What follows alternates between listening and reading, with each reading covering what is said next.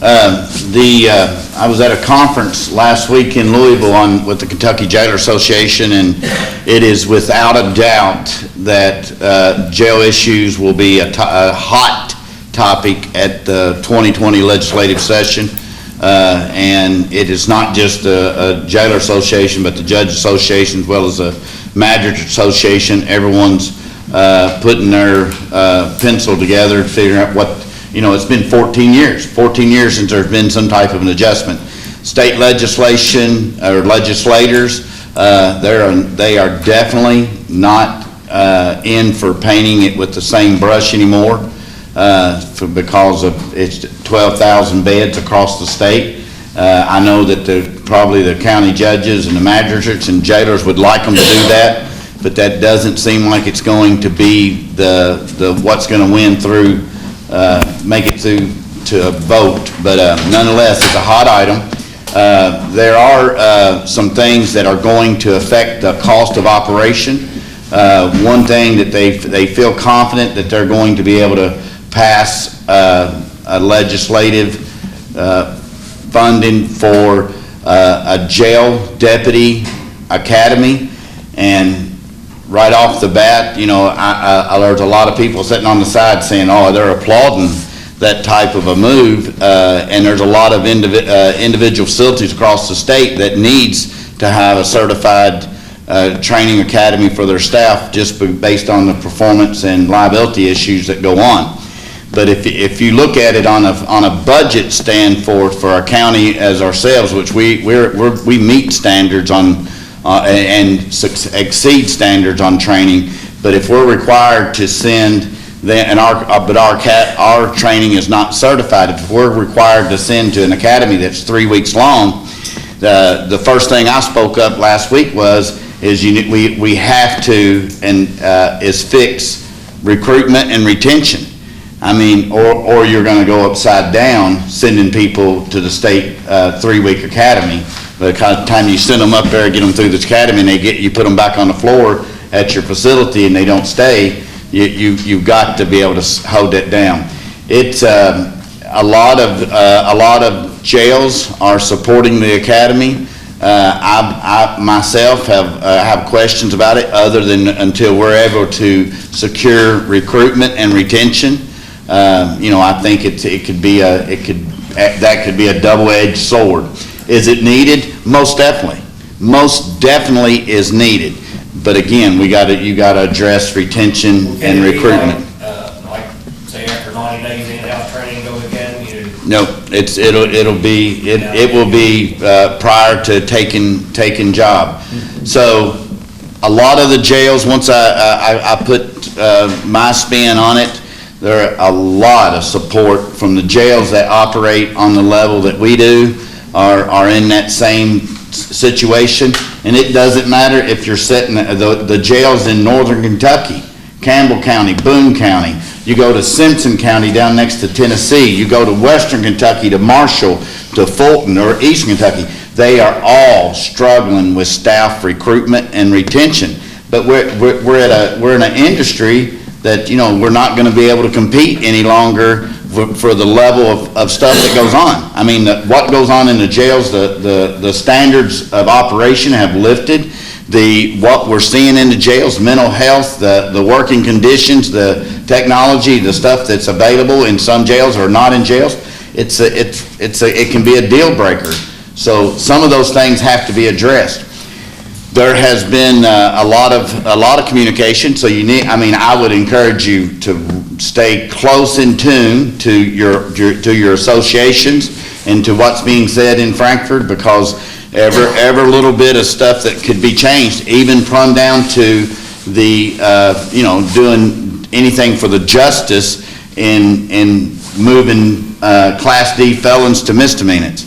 A lot of that stuff's going to affect county budgets. So again, I just encourage you to we need to stay on top of it and stay in communication with our senator and our legislators. The possibility of performance-based is real, and it's probably the only way the state has to address what needs to happen. There are conversations that have taken place in the last several months even from the point of either buying counties out, the ones that have invested into some jail operations and they can't meet those standards, to either do a program that would be like your tobacco buyout, like set the county to the side and pay them a stipend just to stay out of the corrections business.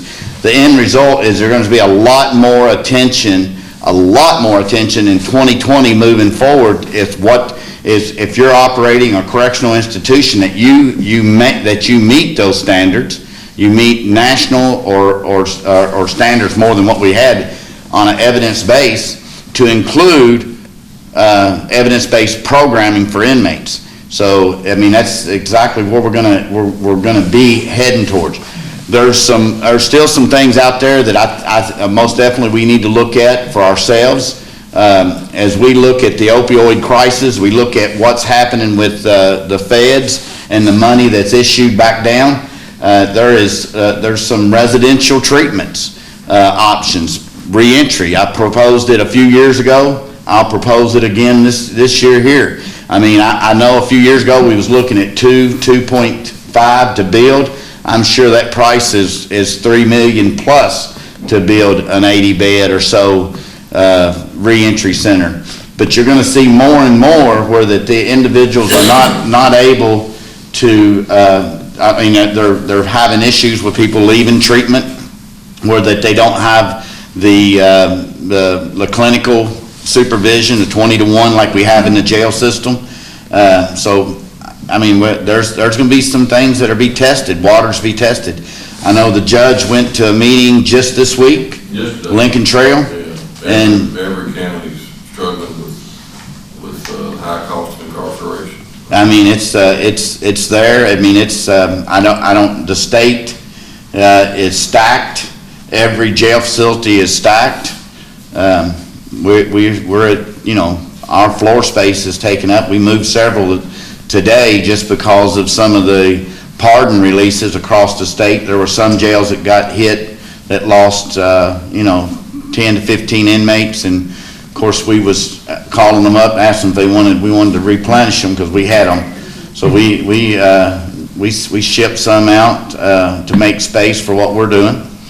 The positive thing on it, if it goes the way that we've planned and we've lobbied for the last several years, and I've been one of those that's been on that lobbying for performance-based jails with programs, and the one thing that I've worked with, pushing with Senator Higdon, and he's working on a pre-filed bill that would allow counties that can match what the state private does with the private prisons, being Core Civic out of Nashville, that if we can match those benchmarks, that we would be offered the same money. Well, that money right now is going into 2020 is over $60 a day. And that is for any of my beds. I mean, you're looking at, for just general population for state is 3134. My reach is 3934, and my SAP is 4034. I mean, they're all over 20. It would be all over $20 plus. We could definitely address our recruitment, our retention, and any technology shortfalls that we have right now. And the biggest plus that we're seeing, and just recently, was the adding on the contract psychologists. And the trends that's happening across the state. It's just a lot of complications being faced on local governments on correctional business. So I don't know. I mean, there may be, right now we have about 74 counties out of the 120 that operate full service jails, depending on the various size. That number could shrink quite a bit in the upcoming year. So but we got to go somewhere with them. So we'll just see where it goes. What is the academy thing you're talking about? Say you hire, say 5 new guys, can they do something if the training's not available there, or they can't even do anything until? They can do no more than what the sheriff does, and they can walk around and shadow your staff. They can't work. That's that's what I mean, they can't be on their own, Mm-mm. so. No. And I know they won't have one, say you hire 5 people, they might be a month. We're gonna have to be in that scheduling. So there's some good with it. The one thing I would move forward is, if they push that, is I'll move to certify what I'm doing. And just, I mean, cause I'm not that far out to, I mean, I could hit that benchmark. I'd do it, I would move forward to certify my program, training program, and just do it myself. So, because if you're, say, have 3 or 4 guys, we gotta hire 3 or 4, and they're gonna train for a month. But if that mandate is issued down to the county governments, and everybody's, I mean, the first appearance, when you say it, they said, oh, we need it, because we know our staff need the training. Right. But when you start putting the pencil to it, and if you have turnover, it could be very devastating to a budget. I mean, it's great. I am totally for, the training capabilities. The thing has to be addressed first is we have to secure our recruitment and retention, because if we start sending people out for 2 or 3 weeks to academies, wherever it is across the state of Kentucky, we're paying housing, meals. It could escalate our budget costs for that portion of it, and if we haven't secured recruitment retention, then it puts us in a whirlspin. I mean, it could sink a lot of counties. Very. To get an academy visit on for self for others also. Well, I mean, that's true. If you don't mind me, I guess I missed the first part of that. Somebody's looking into mandating academy training for Jails, yes. Okay. They specified where they want this training to take place, and They haven't yet? No, they haven't done any of that. They will probably try to do some satellite spots across the state, but, I mean, like I said, it's just, we have to secure recruitment retention before we try to do in those things, my part of it. Will that just be on new hires, or your old people have to go through it too? No, I think it was strictly new hires. Everybody's applauding it. I mean, I mean, it's got some momentum. It's got some momentum, but when it was discussed when I was there, I kind of put the obstacles there.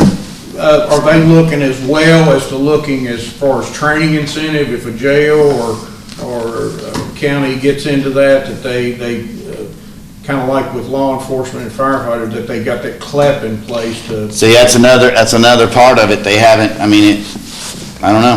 I mean, it's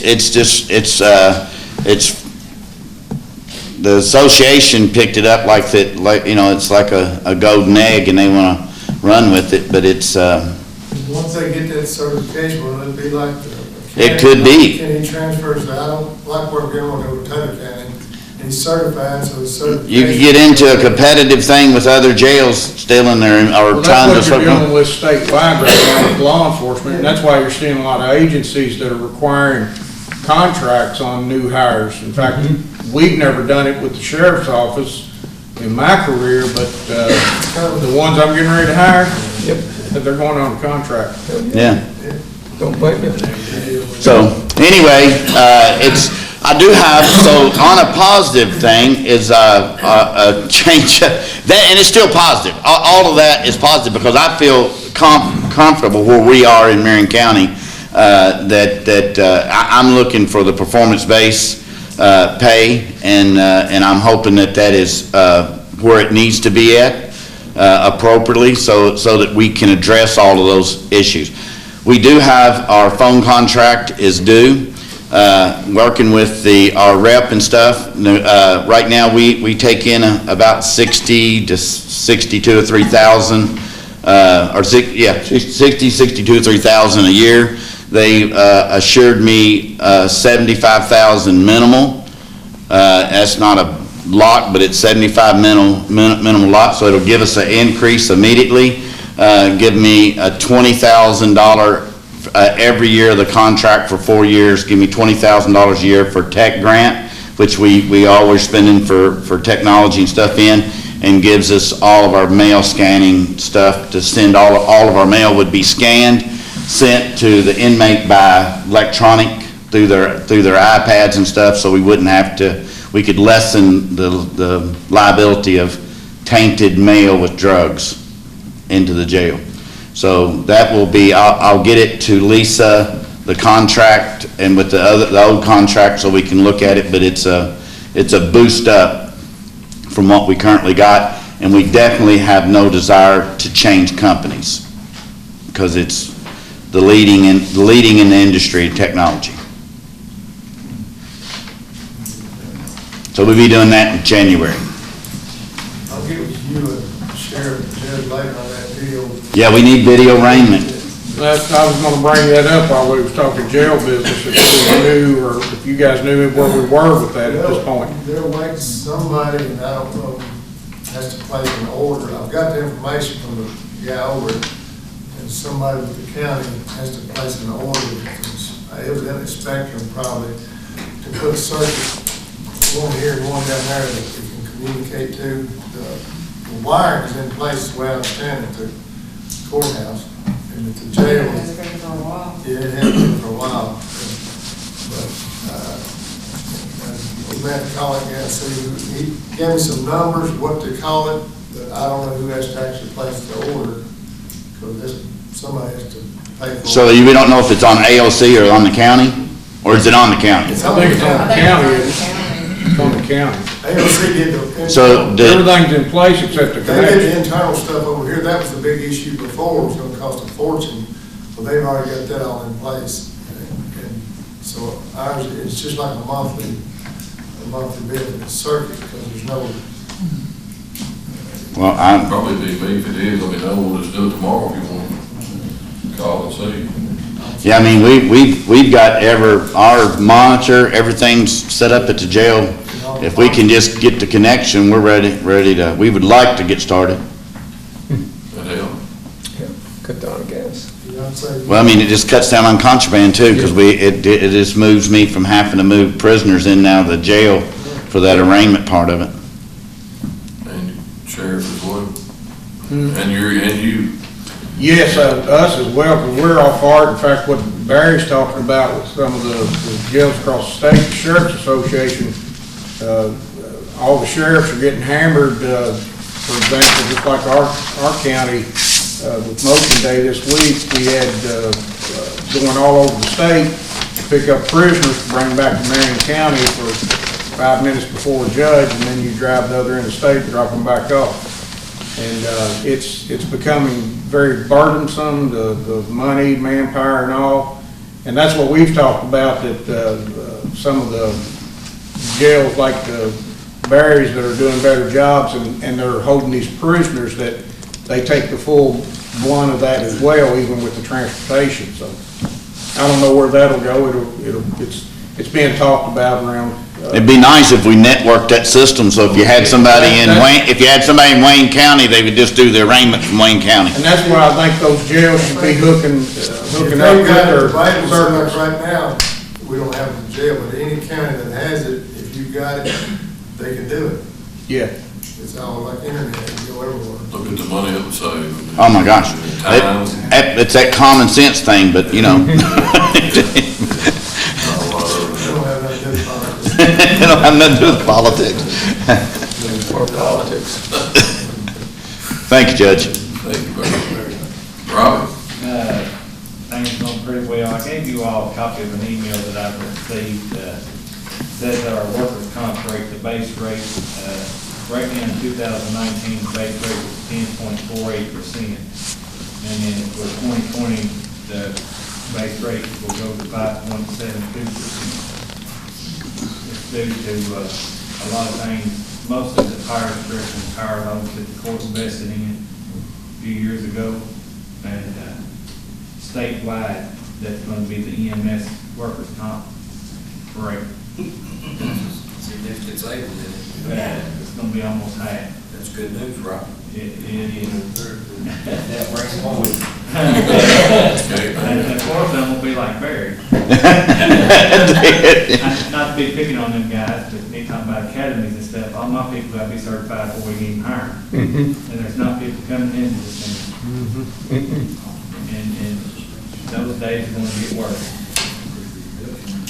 It truly is. Recruitment, retention. You can't recruit. And we need to open up an academy, like EMS academy or something, Well, to train these I mean, people, maybe draw them here.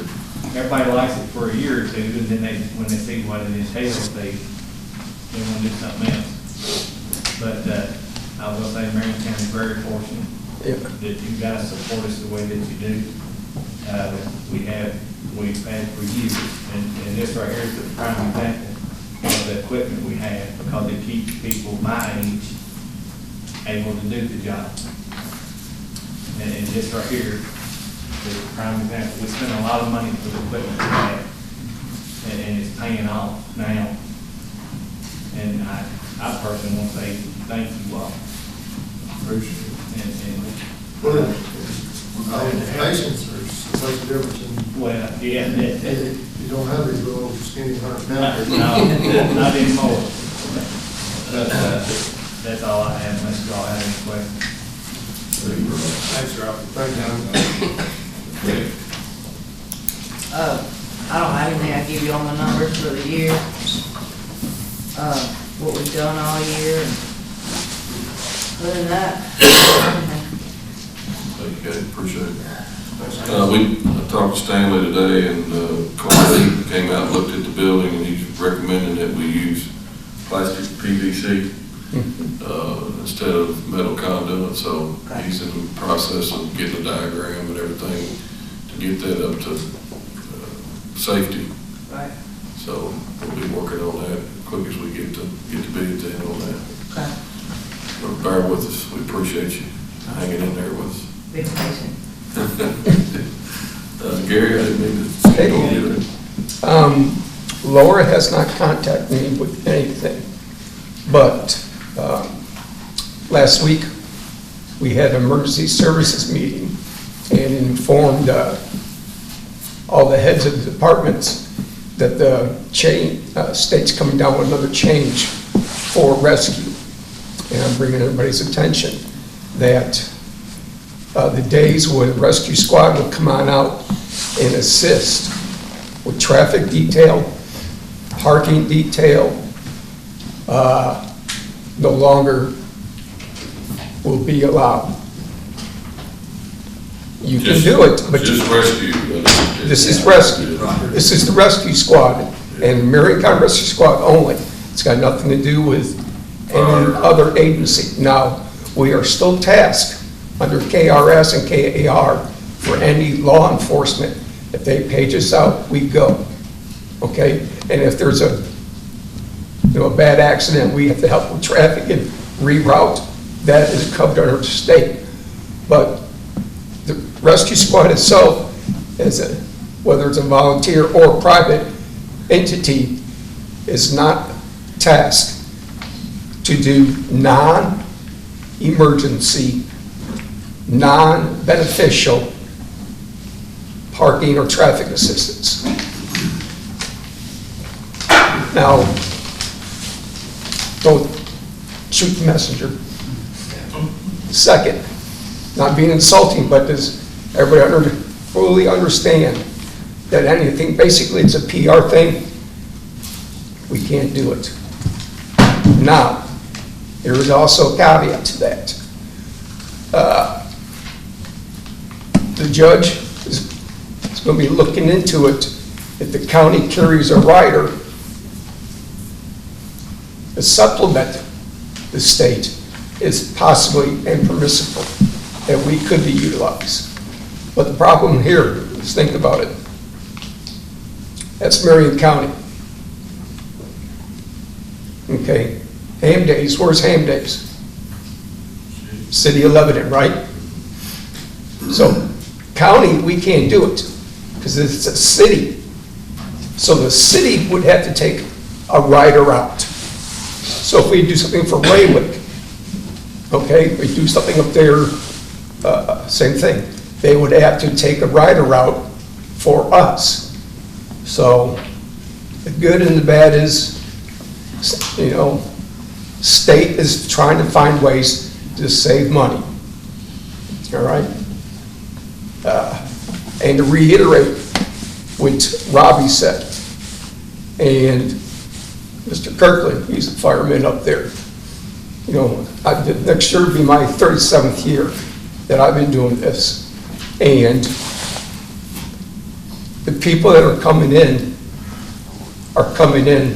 my opinion, I'm saying somebody, they're coming in because it's a job. All right? 12, 13 bucks an hour, it's a job. Do they have the compassion? Do they have the sincerity? Do they have maturity to recognize that you're there to help somebody, okay? But they're saying it as, well, I'm here to pick them up and take them. You know, it's a work thing. It's not a professional thing. I'm sorry to say it, but EMS is going by the wayside. I mean, am I speaking anything out of line, Robbie? Well, society's different. Yeah. Oh, things, but until we start, this is gonna be a task for you magistrates. We're going to start figuring out how to keep the retainability for the pay, but we also gotta start thinking about our volunteers. Because the days of the volunteers, and so much now, you gotta have so much training and hours and retraining to maintain certification. I know for state side on that, paramedics is 75 hours. EMTs are 24 hours, correct, Robbie? Yeah. And then if you're national like that, so that's for state, then you gotta do it for the national. And then like me and some of the other heads here of other county departments, we gotta maintain our training. So, same with the fire departments. You know, all the officers there, you know, they're trained, and then they have to maintain their training at time to time. And there's, people are not willing to sacrifice, drive 1 hour, 2 hours to go get training, they come on back. And it's getting harder to get training come here. So it's just food for thought, but we're going to have to start looking at a bigger picture, the 5-year picture real quick. That's my 2 cents. Sorry if it's not the greatest, but, Truth hurts sometimes. well, Thank you, Gary, appreciate it. you're welcome. Well, I know we talked a little bit about census numbers, but we have been approached, and I think we're going to be sending out emails next week. Terry's going to be sending out emails about forming the complete count committee. We have been told it's important to count everyone, and there's certain populations in the past census that didn't get counted as well as maybe other populations. You know, they're telling us that on the why we want everyone counted. You know, there's federal and state funding allocations. They're going to come out of that. There's going to be healthcare planning, transportation planning, that type of thing.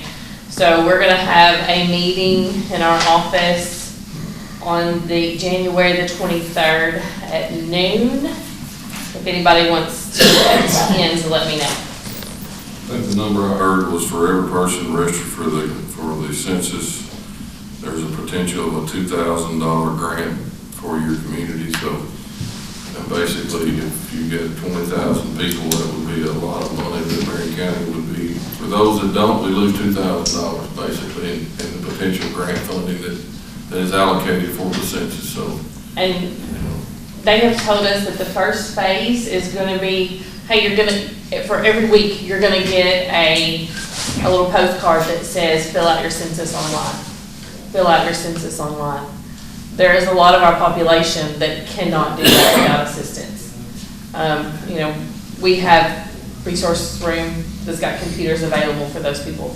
I think they may eventually send out papers if you don't fill it out online, but I think they're telling us it'll be about 10 minutes to fill it out online.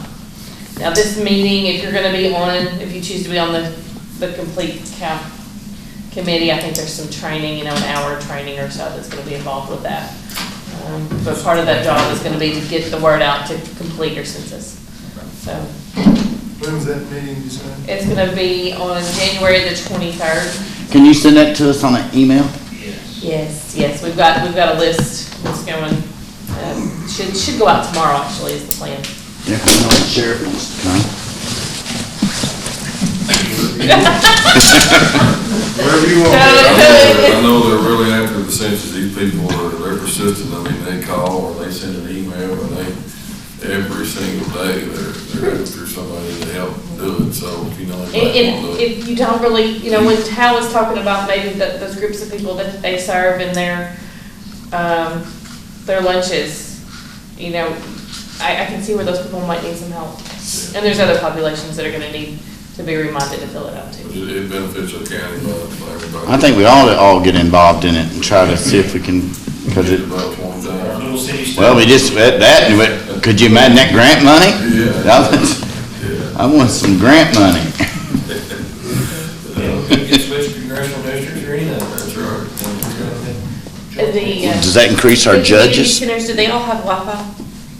Like the Raywick and the, I think St. Joe does, I think I know, but does the Raywick, Robertsville, does the community center have Wi-Fi? I've got free Wi-Fi, yeah. I think so. No, there's over the city hall in Burnsville, I think. We got it at the fire station. We got it. And I don't know anything about Loretto either. I'd say they do. I haven't had a teenager down there yet who doesn't have their own Wi-Fi, so you know they have Yeah. to pick it up where they are, so I'm pretty sure about. Thank you, Liz. All right. Under old business, new business, one of them was remind everybody of the census, we've already done that. Consider approval to transfer Rec 2012 Dodge Charger to the insurance company. I think that's Jimmy, which one was that? Sir? The 2012 Charger, That was the one involved in the accident out on Corporate Drive a few weeks ago. we need a motion to transfer that so we can. Motion. Second. Mr. Kirkland? Yes. Mr. Webb? Yes. Mr. Bishop? Yes. Mr. Blackman? Yes. Well, this time of year is always a trying time for the carrying place up here. I know they do a lot of volunteers and they help a lot of people that need help. So I feel like I'd like to give $500 of my funds to the carrying place as well. I'd like to give 500 of my funds for that also. I can do 250. I'll do 100. I can do 500. That, I think if we check with them, it all stays. Well,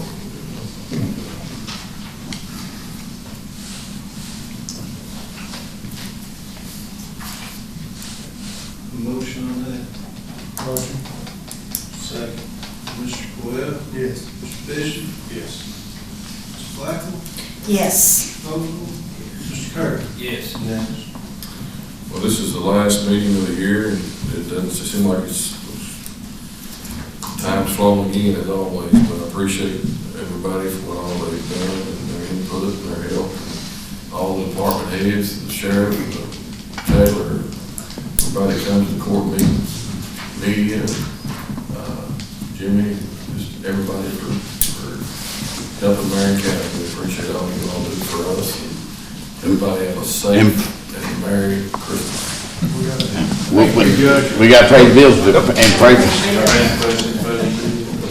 One thing before you adjourn, please.